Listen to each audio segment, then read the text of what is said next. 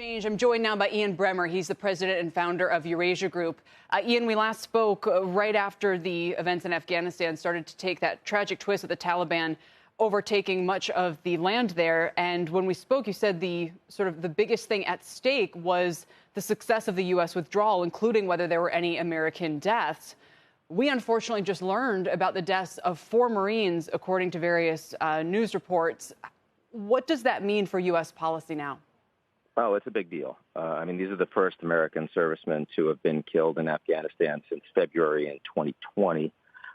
Clearly, those that are seeing the evacuation as a failure on the Biden administration, both in the United States as political opponents, but also internationally, are going to be leaning into that. It is obviously harder for the United States to continue evacuations even up until August 31, given how much the security situation around Kabul airport has deteriorated. It's also going to be difficult for the Biden administration not to engage in some kind of direct military retaliation against terrorist targets on the ground in Afghanistan. Clearly, even though there's no reason to believe that the Taliban was in any way involved in this, but in order to have this attack, they went through Taliban checkpoints. And so the level of mistrust between the U.S. and the Taliban government is only going to grow. The U.S. freezing of the assets, it's going to be very hard to get that undone, hard for the Taliban to effectively govern and control their country.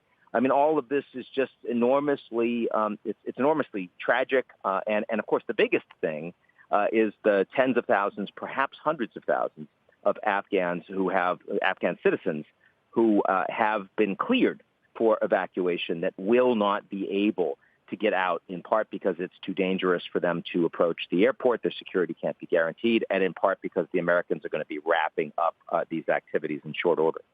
Right. So how do these activities continue, Ian? I'm not sure what the status is of how many Americans. I know, obviously, there's a huge amount of concern about those who were helping the Americans and whether they're all trapped now. If those at the airport are sitting ducks, then ISIS-K has made it clear that they're able to launch these attacks.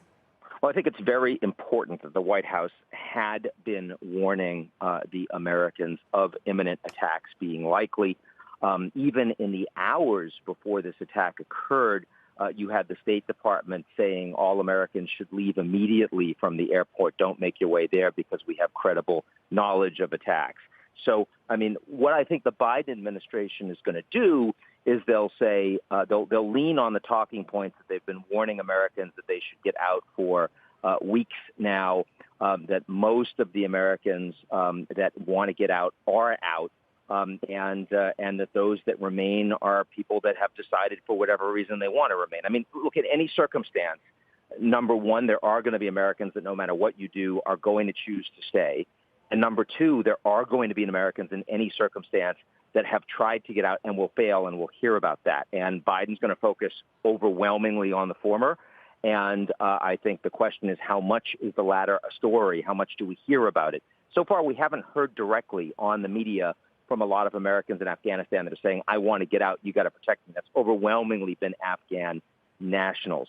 If that narrative starts to shift in a meaningful way after these attacks, Biden has another very significant problem to account for. What are the implications of the strengthening of ISIS-K after these attacks? This is a group which the UN in June said was down to 1,500 or maybe 2,000 fighters in Afghanistan. They had launched some big attacks in Kabul, I believe one that killed a number of schoolgirls earlier this year.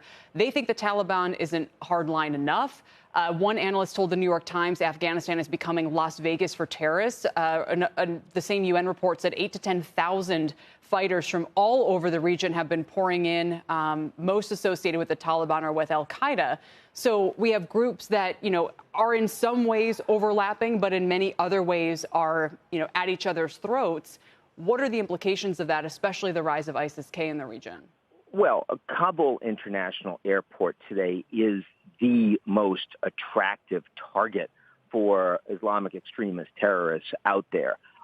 You've got, the Americans bunkered down. You have no ability to maintain security outside of the airport gates itself. And you have an environment in Afghanistan that's basically a power vacuum. So absolutely, I mean, if even if you didn't have intelligence on the ground, you would think that this would be a very dangerous time. And it's hard to imagine that what we saw today is the end. That, in other words, yes, other suicide attacks almost certainly we're going to see more of them.